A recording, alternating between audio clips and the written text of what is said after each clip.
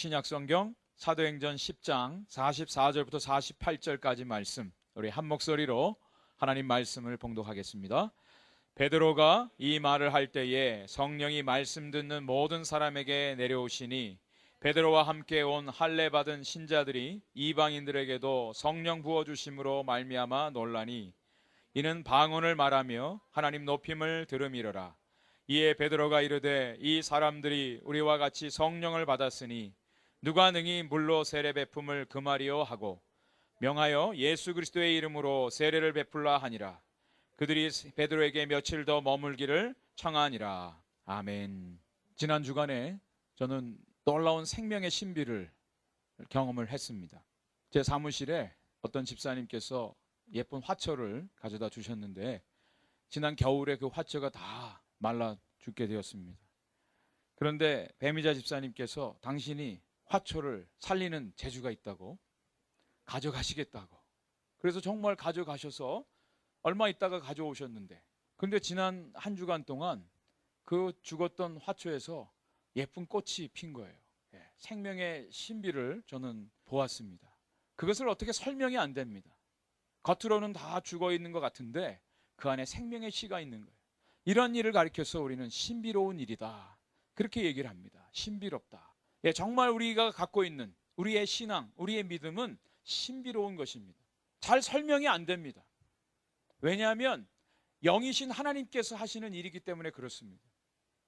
설명이 안 돼도 분명한 것은 그 안에 생명이 있다는 것입니다. 그렇기 때문에 나타나고 나타나는 증거들이 있습니다.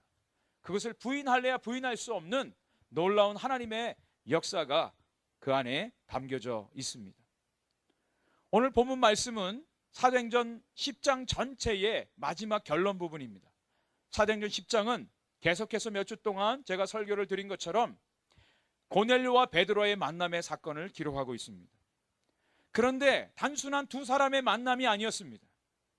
그 두 사람이 어떻게 만남을 가졌는지, 그 준비되어지는 과정에서부터 또 만남의 장소, 시간, 만남의 목적, 그리고 만나서 그들이 나눈 모든 대화들, 이 모든 것들이 그냥 단순한 만남이 아니라고 하는 것을 쉽게 알 수가 있습니다. 왜냐하면 그 두 사람의 만남은 하나님이 하신 만남이었기 때문에 그렇습니다. 하나님께서 역사하시는 그 만남, 그 안에 놀라운 신비로움이 담겨져 있습니다. 베드로도 놀랐습니다. 고넬료도 놀랐습니다. 그들과 함께 했던 그 주위의 사람들도 놀랐습니다. 하나님이 하시는 일이기 때문에 그렇습니다. 저와 여러분들의 인생 가운데 특별히 하나님을 섬기는 이 신앙에 있어서는 이러한 신비로움이 있습니다. 놀라움이 있습니다. 경이로움이 있습니다. 우리가 천국에 가면 놀라는 세 가지가 있다고 하죠. 첫 번째는 꼭 저 사람은 천국에 갈 수 있는 사람이다 생각했던 그 사람이 안 보인다는 것입니다. 또 두 번째는 저 사람이 어떻게 천국 갈 수 있어 하는 사람이 천국에 와 있다는 것을 보고 놀란답니다. 그리고 세 번째 더 놀라운 것은 자기 자신이 천국에 와 있다라고 하는 사실을 보고 깜짝 놀란답니다. 종교는요, 신비로운 것입니다. 신비주의는 안 됩니다. 신비로운 것만 찾아다니는 것은 아니지만, 그러나 하나님의 놀라운 역사하시면은 우리 인간의 이성으로, 우리의 지혜로, 우리의 머리로 설명할 수 없는 놀라운 경이로움이 있습니다. 이런 만남의 역사들이 우리의 삶 속에 오늘도 일어납니다. 왜요? 그 하나님은 어제나 오늘이나 영원토록 동일하신 우리의 하나님이 되시기 때문에 그렇습니다. 오늘 본문 말씀은 제2의 오순절 사건이라고 해도 과언이 아닐 정도로 사도행전 2장에 기록되어진 오순절날 성령이 임하신 사건과 너무나 유사합니다. 그 대상은 다릅니다. 사도행전 2장에 나오는 오순절 성령 임재의 사건은 그 대상이 유대인들이었지만 오늘 여기 나오는 고넬료 가정에 모여있던 이 사람들은 이방인들이었습니다. 그런데 동일한 성령이 임하신 것입니다. 그리고 성령이 나타나셔서 이루신 모든 역사들이 동일하게 나타나 있는 것을 보게 됩니다. 저는 이 두 사건을 보면서 하나님께서 저와 여러분들을 구원해 주시는 그 구원에 있어서 메커니즘이 있다라고 하는 것을 보게 됩니다. 메커니즘이라고 하는 것은 어떤 기계의 부속과 부속이 서로 상호작용을 하면서 움직여지는 시스템입니다. 체제입니다. 저와 여러분들의 삶 속에 하나님이 베풀어 주신 구원에도 이런 메커니즘이 있다는 거예요. 하나님께서 하시는 대상은 다릅니다. 유대인들, 이방인들, 한국 사람, 미국 사람, 캄보디아 사람, 아프리카 사람 다 다르지만 하나님, 동일하신 하나님께서 이루시는 구원의 메커니즘, 이것이 담겨져 있습니다. 이것을 통해서 하나님께서 저와 여러분들에게 베풀어 주신 이 구원의 신비를 다시 한번 발견하고 하나님 앞에 감사하는 그런 시간이 되어지기를 간절히 소원합니다. 먼저 하나님의 구원에 있어서 가장 첫 발은 하나님의 말씀을 통해 복음이 들려진다라고 하는 것입니다. 44절은 이렇게 시작됩니다. 베드로가 이 말을 할 때에, 베드로는 고넬료의 초청을 받고 요빠에서 6명의 유대인들과 함께 가이사랴에 있는 고넬료 집에 도착했습니다. 그 집에 들어갔을 때 베드로가 깜짝 놀랐습니다. 이미 고넬료는 주위의 친척들과 친구들을 모아놓고 벌써 하루 전부터 베드로를 기다리고 있었습니다. 베드로가 들어왔을 때 그 앞에 절까지 했습니다. 고넬료는 베드로가 그냥 사람이 아니라 하나님이 보내주신 사자, 하나님의 사람인 것을 알고 그 앞에 절까지 했습니다. 그러면서 고넬료는 내가 4일 전에 기도하는 중에 하나님의 천사를 통해서 요빠에 있는 당신을 불러다가 하나님이 그에게 맡기신 그 말씀을 들으라고 나에게 전해주셔서 당신을 초청했습니다. 우리는 지금 하나님께서 당신에게 맡기신 그 말씀을 듣기 위해서 하나님 앞에 있습니다. 말씀하옵소서. 그러면서 베드로가 설교하기 시작했습니다. 베드로가 설교한 내용이 무엇이었습니까? 화평의 복음이었습니다. 예수 그리스도, 화평의 복음, 히브리 사람들과 또 모든 사람들이 가장 좋아하는 샬롬, 에이렌의 평화의 복음이었습니다. 베드로는 하나님께서 나사렛 예수에게 성령과 능력을 기름 붓듯 하셔서 두루 다니며 선한 일을 하게 하시고 모든 마귀에게 사로잡힌 자를 구원하셨다. 하나님이 함께하여 주셨다라고 설교했습니다.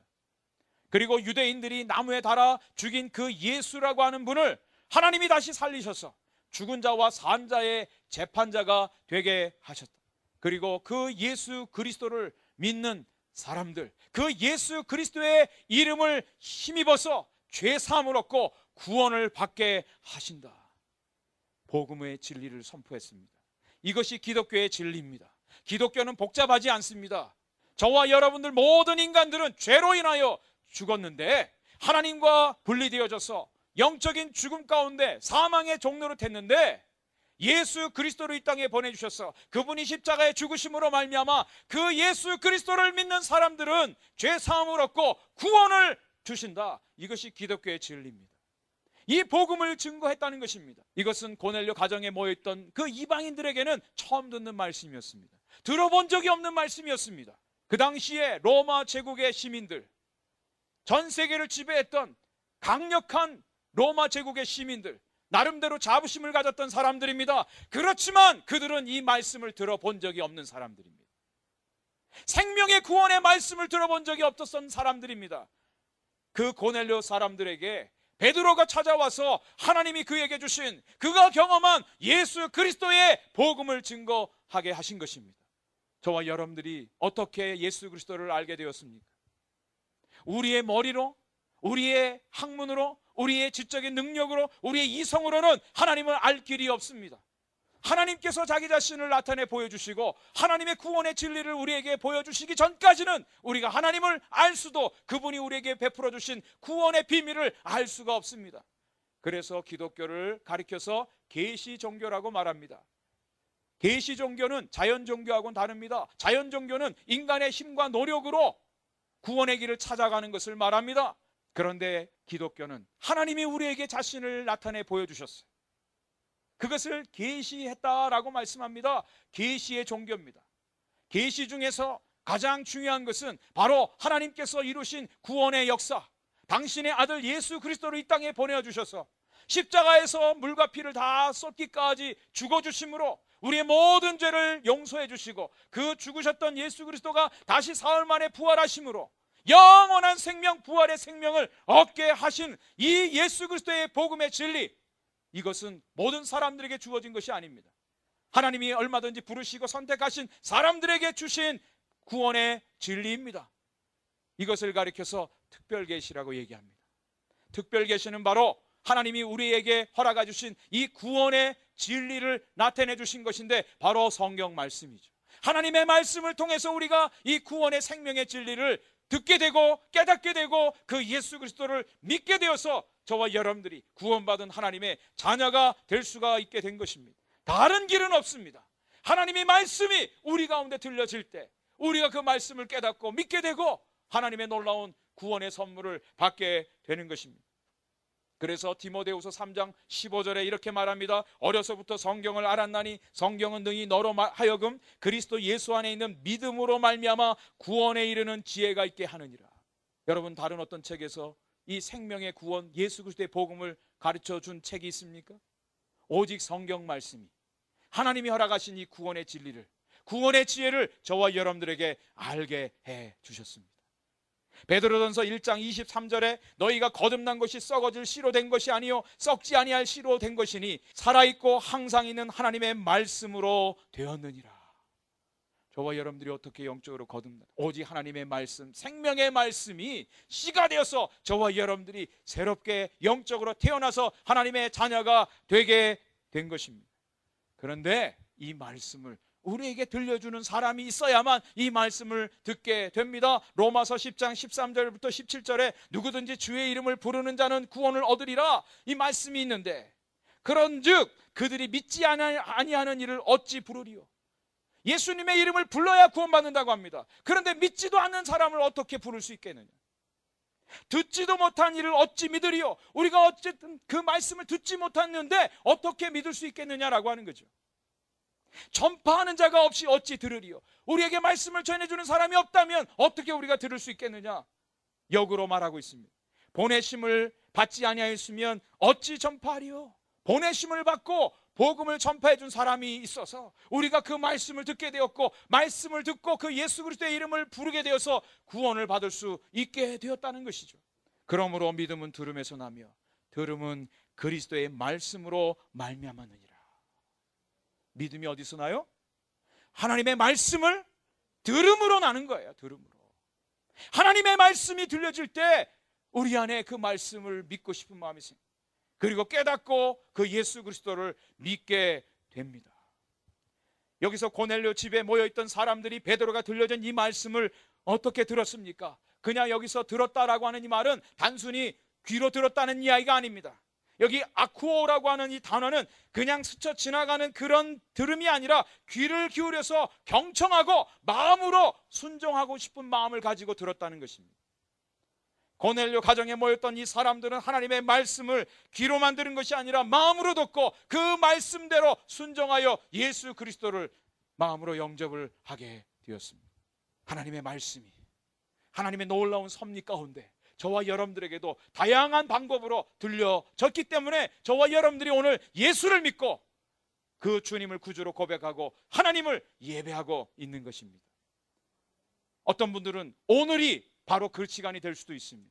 이전에 10년, 20년 교회를 다녔다 할지라도 그 말씀이 그냥 단순히 귀로만 듣는 것이 아니라 하나님의 말씀이 내 마음 가운데 들려져서 그 말씀 앞에 바르게 반응하게 될 때 진정한 구원의 역사가 이루어집니다. 이것이 하나님의 놀라운 구원의 신비로운 역사입니다. 18세기에 유럽의 경건주의 운동의 대표자들이 바로 모라비안 교도들입니다.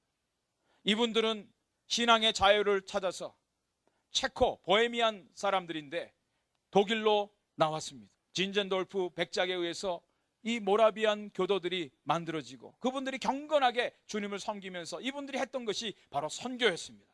그 옛날 어려울 때 이들은 가는 곳마다 복음을 전했고 선교사들을 파송했습니다. 어떤 사람들은 복음을 전하기 위해서 노예의 신분으로 팔려감을 통해서 복음을 전하기까지 했습니다. 이 모라비안 교도들이 그린랜드에 가서 복음을 전하는데 처음에는 자연 종교, 아까도 말씀드린 대로 이성에 호소하면서 자연 종교의 방식으로 전도했는데 한 사람도 예수를 믿은 사람이 없었어요. 구원받은 사람이 없었습니다. 17년 동안 없었습니다. 그러던 어느 날 선교사가 하나님의 말씀을 읽고 있는데 그 동네에 가장 유명하고 가장 악한 사람 카야르낙이라고 하는 젊은 친구가 우연히 선교사의 텐트 앞을 지나가다가 선교사가 읽는 성경 말씀을 듣게 되었습니다. 그가 읽었던 성경 말씀의 내용은 예수님께서 마지막 십자가를 지시기 전에 마지막 한 주간에 관한 말씀이었습니다. 이 가레아나라고 하는 청년이 뛰어들어가서 그 선교사에게 말합니다. 어떻게 그런 일이 일어날 수 있습니까? 어떻게 그런 일이 벌어질 수 있습니까? 나도 그분을 믿고 싶습니다. 나에게 그 예수라고 하는 분을 가르쳐 주십시오. 알려주십시오. 그때부터 예수님에 대한 복음이 증거되기 시작했어요. 나중에 이 청년이 예수님을 믿게 되었고 온 가족이 다 예수님을 믿고 교회에 나와서 그린랜드의 첫 번째 크리스천들이 되었습니다. 하나님의 말씀이 온전히 들려질 때에 그 말씀을 통해서 듣는 이들의 심령이 변화되어지고 예수 그리스도를 알게 되고 믿게 되고 고백하고 그분 앞에 무릎을 꿇게 되어 있습니다. 왠 줄 아세요? 하나님의 말씀은 생명의 능력이 있기 때문에 그렇습니다. 하나님의 말씀이기 때문에 그렇습니다. 그냥 던져지는 나왔다가 사라지는 그런 말이 아니라 하나님의 생명의 말씀입니다. 하나님의 말씀이 들려질 때에 거기에 생명의 역사가 나타납니다. 자, 성령의 이 하나님의 말씀이 들려질 때 그곳에 있었던 사람들에게 어떤 일들이 벌어졌습니까? 44절 하반절 이하에 보면 성령이 말씀 듣는 모든 사람에게 내려오시니 베드로와 함께 온 할례 받은 신자들이 이방인들에게도 성령 부어주심으로 말미암아 놀라니 이는 방언을 말하며 하나님 높임을 들음이로라. 예, 베드로가 설교를 하기 시작했죠. 화평의 복음을 전하기 시작했는데 성령이 임했습니다. 성령이 임했어요. 사도행전 2장에 오순절 성령 강림의 역사와 비슷한 현상이 나타났습니다. 누가는 사도행전 2장에서 아주 자세하게 성령이 임하신 그때 사건을 묘사를 했습니다. 하늘로부터 급하고 강한 바람 소리가 들렸고 불의 혀처럼 갈라지는 것이 보였다 그랬어요. 그리고 각 사람들이 방언을 말하기 시작했죠. 오늘 본문에는 자세한 내용은 적혀 있지 않지만 그러나 분명하게 동일한 성령이 임해서 그들도 방언을 하게 되었다, 하나님을 찬양하게 되었다라고 오늘 성경은 기록을 하고 있습니다. 여러분, 오순절 마가의 다락방에 120명이 모여서 그들이 무엇을 했습니까? 주님의 약속의 말씀을 의지하고 기도에 전념했습니다. 기도에 힘썼습니다. 이 단어는 기도에 자신을 묶었다는 뜻이죠. 전심으로 기도했습니다. 그리고 오늘 여기에 10장의 고넬료 가정에서는 하나님의 말씀을 들을 때 성령이 임했다고 그랬습니다. 기도할 때 성령이 임했고 말씀을 들을 때 성령이 임했습니다. 동일한 성령의 역사가 나타났다는 것입니다. 그런데 여기 나오는 기도했다, 또 말씀을 들었다, 이것은 바로 하나님께만 초점을 맞췄다는 뜻입니다. 하나님께만 전적으로 초점을 맞췄어요. 그럴 때 성령이 임했습니다. 성령의 놀라운 역사들이 나타났습니다. 우리 사랑하는 성도님들 가운데 그런 의문이 계신 분들이 있어요. 성령이 있으면 한번 좀 나도 경험을 해보기를 원합니다. 성령의 역사에 한번 경험되어지기를 원합니다. 예, 여러분들에게 자신 있게 말씀드리겠습니다. 여러분, 하나님께 초점을 맞추십시오. 하나님을 기다리십시오. 그리고 하나님과 1대1로 만나십시오. 그럴 때 성령의 역사들이 여러분의 삶 가운데 나타날 것입니다. 여러분, 저와 여러분이 사는 이 세상이 얼마나 잡다한 소리들이 많은지 모릅니다. 하나님께 초점을 맞출 시간들이 없어요. 너무나 바쁘다는 핑계로. 과연 저와 여러분들이 하루에 몇 분이나 하나님 앞에 머물러 있는 시간들이 있습니까? 하나님 앞에 머물러 계십시오. 하나님의 음성을 들으십시오. 하나님과 교제해 보십시오. 하나님께서 성령을 통해서 우리의 심령을 새롭게 해주십니다. 깨닫게 해주십니다. 믿음이 생기게 하십니다. 놀라운 역사들을 경험케 하십니다. 왜요? 그 성령님은, 그때 역사하신 그 성령님은, 오순절날 역사하셨던 성령님은, 고넬료 가정에 임하셨던 그 성령님은 오늘도 동일한 성령으로 역사해 주시는 분이기 때문에 그렇습니다. 그런 성령의 역사하심을 체험할 수 있기를 간절히 축복합니다. 하나님께 초점을 맞추십시오. 베드로와 함께 그곳에 와 있던 욥바에서 온 유대인들이 깜짝 놀랐습니다. 왜 놀랐습니까? 성령이 오신 것이 놀라운 것이 아니라 자신들이 그동안 생각했던 이방인들이, 개처럼 취급했던 이방인들이 자기들이 받았던 성령을 동일하게 받은 것 때문에 놀랐습니다. 이방인들도 성령을 받다니, 이방인들도 구원을 받다니, 그 사실에 이 사람들이 놀라워했습니다. 신앙의 신비로운 일들이 이렇게 이루어집니다. 여러분, 우리들의 좁은 머리로 하나님을 판단하지 마십시오. 하나님은 우리의 머리보다 훨씬 크신 분입니다. 우리는 날마다 이런 일들을 경험하게 될 것입니다. 우리가 지진을 만나면, 지진을 나면 문지방에 서 있고 책상 밑에 들어가라, 여러 가지 이야기들을 듣지만 막상 나면 벌벌벌 떨면서 생각이 안 납니다. 왜 이렇게 당황하고 왜 이렇게 불안해집니까? 한 번도 경험해 보지 못한 일들이기 때문에. 예, 앞으로도 저와 여러분들의 인생 가운데 한 번도 경험해 보지 못한 일들이 일어날 것입니다. 정말 주님이 재림주로 오실 것입니다. 우리는 한 번도 경험해 보지 못한 일들을 겪게 될 거예요. 새 예루살렘, 새 하늘과 새 땅이 이제 내려올 것입니다. 한 번도 경험해 보지 못한 일들이 성경에 많이 기록되어 있습니다. 아직도 남아 있습니다. 여러분 벌써부터 놀라지 마십시오. 이런 정도의 지진 가지고 놀라지 마십시오. 앞으로 더 큰 일들이 일어날 것입니다. 주님이 분명히 경고해 주고 있습니다. 마지막 때에 종말의 징조들로 말씀해 주고 있습니다. 그런데 여러분 두려워하지 마십시오. 염려하지 마십시오. 세상 사람들에게는 그것이 불안이요 염려요 두려움이지만 저와 여러분들 하나님의 자녀들에게는 바로 그날이 구원의 날이 될 것입니다. 그러기에 우리는 하나님을 찬양할 수 있고 오히려 더 그날을 기대할 것입니다. 일어나지 않은 일들, 내가 경험해보지 못했다고 해서 그것이 없다고 속단해서 말하지 마십시오. 하나님은 오늘도 역사하시는 분. 이들이 방언을 하기 시작했습니다. 이 욥바에서 내려온 유대인들이 놀랐던 것처럼 어떻게 저 이방인들이 방언을 하고 성령을 받느냐 놀라워했습니다. 하나님을 자기의 머리로 다 가둬놔 버렸던 사람들이죠. 이 모든 것들을 하나님이 다 깨트리십니다. 그들이 방언을 하고 자신들이 했던 것처럼 하나님을 높여드리고 하나님을 찬양했습니다. 어떤 교회에서는 방언을 하지 않으면 구원받지 못했다고까지 얘기하죠.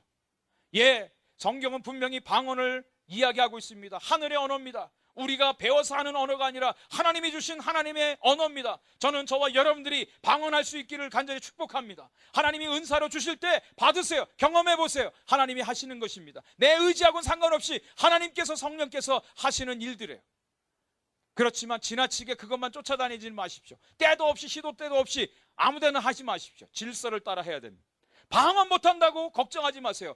천국 가는데 전혀 지장 없어요. 방언 못해도 천국 갈 수 있습니다. 속지 마세요. 방언이 구원의 편은 아닙니다. 그렇지만 우리의 신앙생활 속에서 얼마든지 하나님이 유익하기 위해서 하나님이 주시는 선물 중에 하나입니다. 그래서 여러분들이 할 수 있기를 원해요. 그들이 방언을 통해서 하나님을 찬양했습니다. 그때에 베드로가 이 사람들도 우리처럼 성령을 받았구나. 그 얘기는 동일한 성령을 받았다는 것이죠. 동일한 성령을 받았다는 거예요. 그들을 받아들이고 그들을 인정했다는 것입니다. 말씀을 들을 때 성령이 임했습니다. 성령이 저와 여러분들에게 부어질 때 어떤 역사들이 일어납니까? 저와 여러분들은 성령을 통해서 거듭나게 되어 있습니다. 우리 born again 한다고 그러죠. 어떻게 우리가 거듭날 수 있어요? 니고데모처럼 다시 어머니 뱃속에 들어갔다가 어떻게 날 수 있겠습니까? 그건 세상 사람들이 생각하는 그런 이야기죠. 성령으로 거듭날 수 있다. 성령으로 거듭난 사람이 하나님 나라에 들어갈 수 있다고 요한복음 3장에 말씀하고 있습니다. 성령으로 거듭나야 하나님의 자녀가 되게 되어 있습니다. 또 성령을 통해서만이 우리가 예수님이 나의 유일한 구세주요 나의 주님이시라고 담대히 고백을 할 수가 있습니다. 고린도전서 12장 3절에 그러므로 내가 너에게 알리노니 하나님의 영으로 말하는 자는 누구든지 예수를 저주할 자라 하지 아니하고 또 성령으로 아니하고는 누구든지 예수를 주시라 할 수 있는 자가 없느니라. 저와 여러분들 안에 성령이 계시기에 예수님을 구세주, 주님으로 고백을 할 수 있는 것입니다.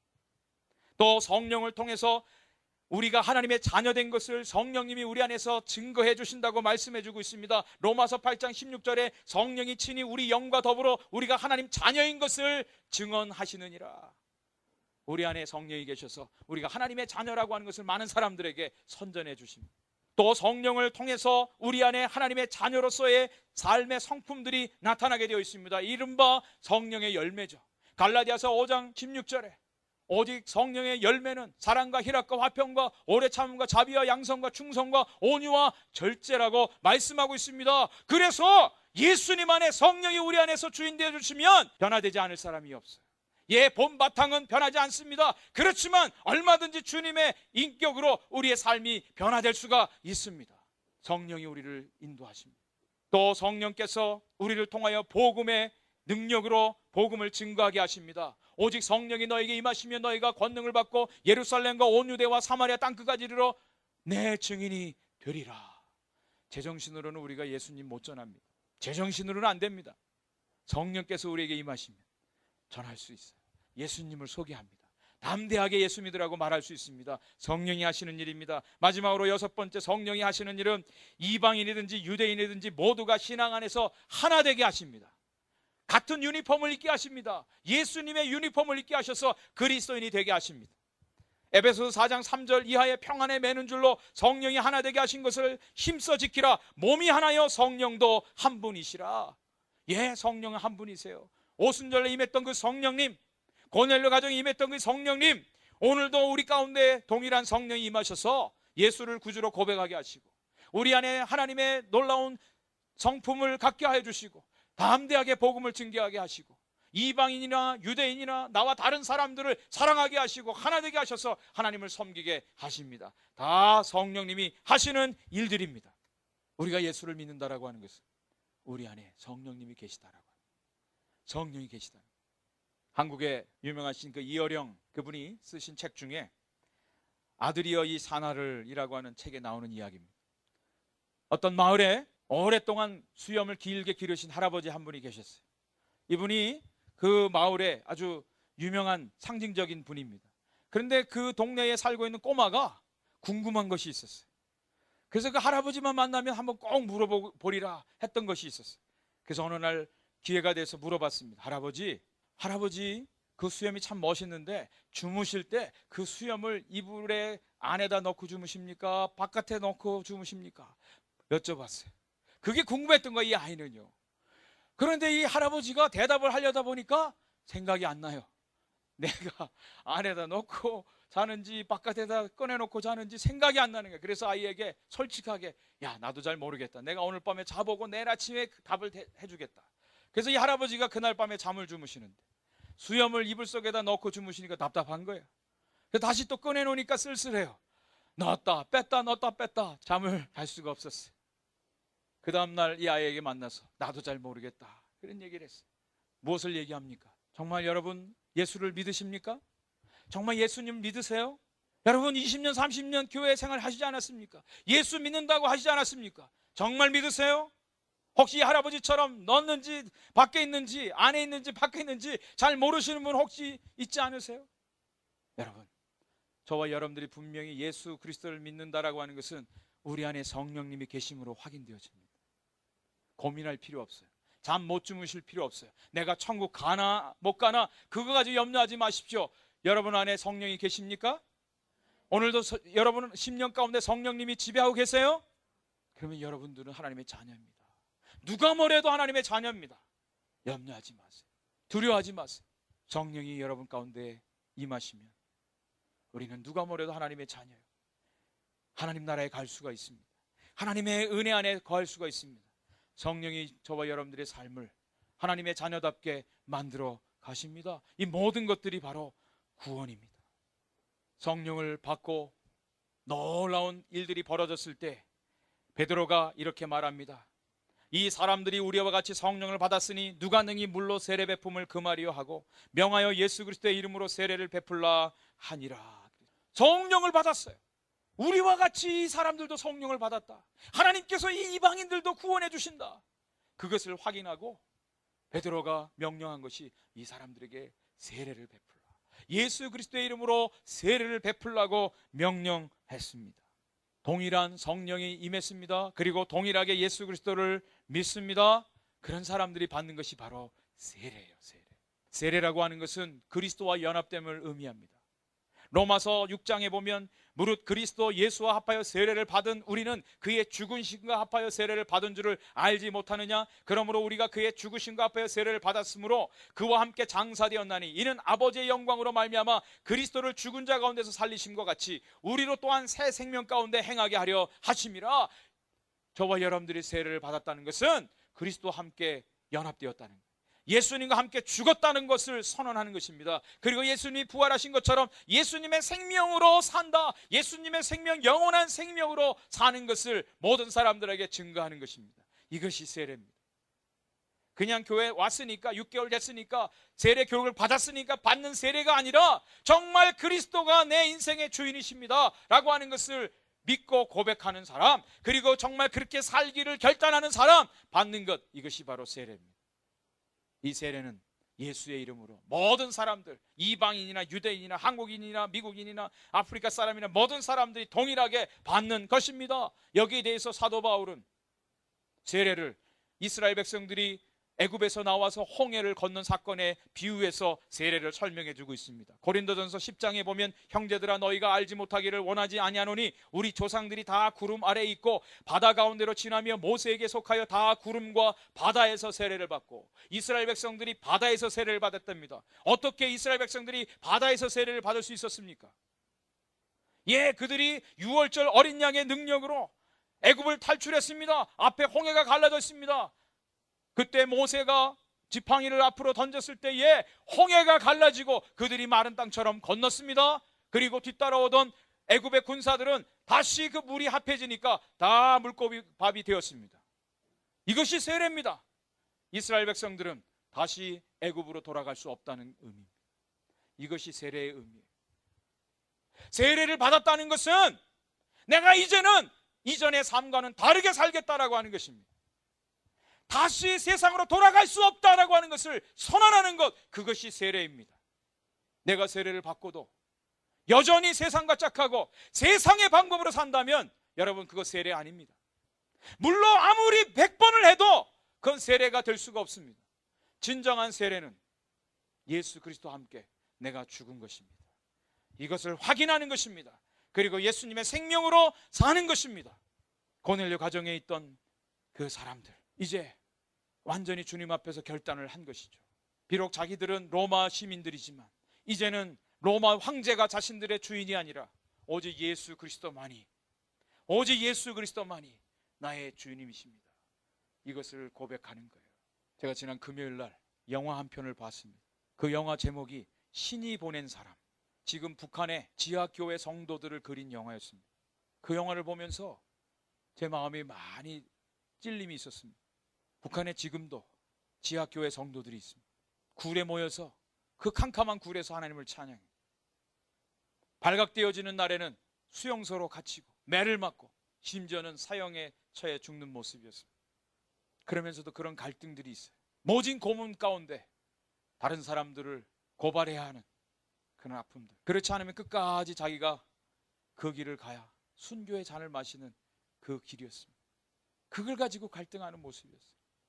그분들은 정말 예수 그리스도가 그들의 주인이에요. 김일성, 김정은, 김정일이 그들의 수령 아버지가 아니라 하나님 아버지가 그들의 아버지더라. 죽음 앞에서도 끝까지 부인하지 아니하고 순교의 잔을 마시는 그 모습들을 보았습니다. 여러분, 이것이 세례입니다. 물에 들어가든지 아니 머리에 물을 찍어 바르든지 그 방법은 중요하지 않습니다. 중요한 것은 그리스도와 함께 내가 죽었느냐라고 하는, 주님이 내 인생의 주인이 돼서 사시느냐, 이것입니다. 여러분, 여기에 베드로가 직접 세례 주지 않았어요. 함께 따라온 그 요바에서 온 평신도 유대인들이 세례를 주었습니다. 우리 교회에서는 꼭 목사님, 안수받은 목사님만이 세례를 주어야 된다고 가르치죠. 목사가 없으면 세례 큰일 나죠. 어떤 방법이나 어떤 교리로 세례가 이야기되어지는 것이 아니라 정말 예수 그리스도가 그와 함께하고 예수 그리스도와 함께 죽고 그리스도와 함께 사는 부활의 생명으로 다시 홍해를 건너지 않겠다라고 하는 그 믿음의 결단, 이것이 세례예요. 여기에 이방인이나 유대인이나 구별이 없습니다. 놀라운 일이 아닐 수가 없습니다. 그들은 기꺼이 세례를 받았어요. 자, 그리고 마지막 결론 부분입니다. 48절 마지막 부분에 그들이 베드로에게 며칠 더 머물기를 청하니라. 며칠 더 머물기를 청하니라. 여러분 어떻습니까? 우리가 손님 초대하고 손님들이 가실 때 보통 뭐라고 얘기하죠? 벌써 가세요? 왜 좀 더 있다 가시죠? 그런데 대부분 속지 마세요. 진심이 아니라는 것을. 그죠? 안 그래요? 대부분은 그냥 인사치레로 해요. 그냥 좀 더 계시죠. 속으로는 빨리 가지 그러는데. 근데 여기 나오는 이분들이 베드로를 청했다 그랬어요. 여기 청해다라고 하는 것은 에로타우라고 하는 단어인데 그저 한번 해본 빈말이 아니라 온 마음을 다해서 간청하다라고 하는 뜻입니다. 이 단어가 성경 어디에 또 쓰여지느냐? 수로보니게 여인, 자기 딸이 귀신 들려서 지금 죽어가는데 예수님께 와서 내 딸을 고쳐달라고 했던 이 수로보니게 여인이 예수님께 간구했을 때 간구하다, 그 단어가 쓰여지고 있어요. 베드로가 벌써 가십니까? 더 며칠 머물고 우리와 함께 해달라고 그렇게 간청하는 거예요. 왜 이렇게 간청했을까요? 베드로에게. 왜요? 얘 말씀을 더 배우려고. 이런 기회가 언제 또 다시 오느냐? 어떻게 베드로가 왔는데 그냥 우연히 들른 것도 아니고 하나님께서 꿈으로 계시하셔서 모든 시간과 장소와 모든 것들을 준비하셔서 극적으로 하나님이 만들어주신 이 기회를 어떻게 놓칠 수 있겠는가? 그들이 베드로 옷자락을 붙든 거예요. 우리와 함께 더 머물면서 교제하기를 원합니다. 여러분, 이것이 진정한 성도의 교제입니다. 베드로가 만났던 그 예수님, 그분에 대해서 더 알려주십시오. 예수님이 말씀하신 그 말씀을 좀 들려주십시오. 베드로는 그들에게 자기가 경험한 예수님을 전했을 것입니다. 베드로와 이방인들이 어떤 사이였습니까? 상종할 수 없었던 사람들입니다. 원수같이 생각했던 사람들입니다. 개처럼 여겼던 사람들입니다. 그런데 함께 모여서 같이 떡을 떼며 며칠 함께 지내면서 하나님의 말씀을 서로 나누었어요. 이것이 바로 진정한 교회의 모습입니다. 하나님의 말씀을 들었습니다. 복음을 깨닫습니다. 성령이 임함으로 그 예수 그리스도를 믿고 구주로 고백합니다. 세례를 받고 한 형제 자매가 되었습니다. 그것이 뭐예요? 바로 교회 아닙니까? 한 믿음의 형제 자매 아닙니까? 거기서 나타나는 것이 뭐예요? 바로 교제입니다. 진정한 성도의 교제가 거기서 이루어지는데, 이전에는 상정할 수 없었던 그 사람, 원수처럼 생각했던 그 사람, 미워할 수밖에 없었던 그 사람, 상종할 수 없었던 그 사람 다 함께 품는 겁니다. 그리고 말씀으로 교제하는 것. 이것이 교회예요. 이것이 성도의 삶입니다. 이것이 구원받은 성도의 삶입니다. 여러 번 말씀드리죠. 구원이라고 하는 것은 우리가 죽어서 천국 가는 것만 구원이 아닙니다. 그 예수 그리스도를 믿었으면 그 예수님께서 우리에게 주신 그 천국의 삶을 이 세상에서 사는 거예요. 이것이 바로 구원입니다. 천국에서도 저 사람 욕하고 판단하고 비판하고 원수처럼 지내시겠습니까? 용서하지 못하시겠습니까? 제껴놓고 사시겠습니까? 미워하시겠습니까? 이것이 구원이에요.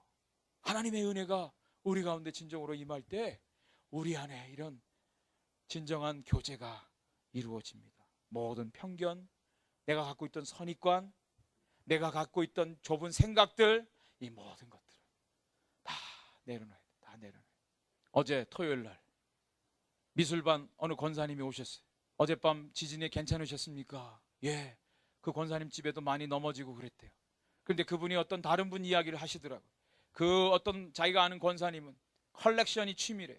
여행 가는 데마다 좋은 거, 비싼 거, 좋은 거 막 모아놨는데 왕창 다 넘어갔대요.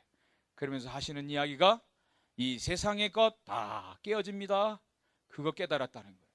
내가 귀중하게 여겼던 이 세상의 보물처럼 여기는 것, 지진 한 번 해도 다 깨집니다. 다 놓고 가야 됩니다. 영원한 것이 있어요. 이것이 바로 하나님을 믿는 천국 백성들이 가져야 할 구원받은 사람들의 모습입니다. 감리교회 창시자 요한 웨슬레가 18세기 그 아무랏 영국을 변화시켰던 그 힘, 그것이 바로 그 감리교 교회 가운데 있었다. 영국 교회 가운데 있었다. 그 비결을 두 가지로 얘기합니다. 첫째는 새벽기도, 두 번째는 구역 모임이었다. 감리교에서는 속회라고 하죠.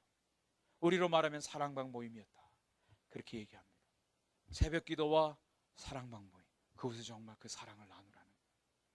진정한 교제가 회복되어야 된다.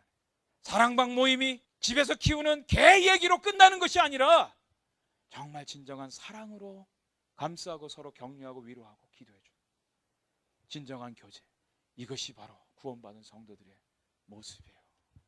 제가 감사한 것은 제가 지난 주간에 두 사랑방을 전격 방문을 했습니다. 근데 정말 마음에 감동이 있었어요. 정말 사랑하는 모습들이 있더라고요. 서로 위하는 마음들이 보여졌어요. 그리고 말씀을 가지고 교제하시고 간증하시고 서로를 위해서 기도해 주는 모습이 너무너무 감사했습니다. 이것이 진정한 구원받은 성도들의 모습입니다. 얼굴 색깔은 다르고요, 언어는 다르고 인종은 달라도 하나님이 구원하시는 이 구원의 메커니즘이 오늘도 있습니다. 그 구원의 놀라운 은혜와 선물을 받으신 저와 여러분들, 하나님의 은혜 감사하면서 이것을 누리시기 바랍니다. 그리고 알지 못하는 사람들에게 이 복된 소식을 담대히 삶으로, 말로 증거하시는 저와 여러분들 되기를 주의 이름으로 간절히 축복합니다. 하나님께서 세상을 사랑하사 독생자를 주셨으니 믿는 자는 영생을 얻으리.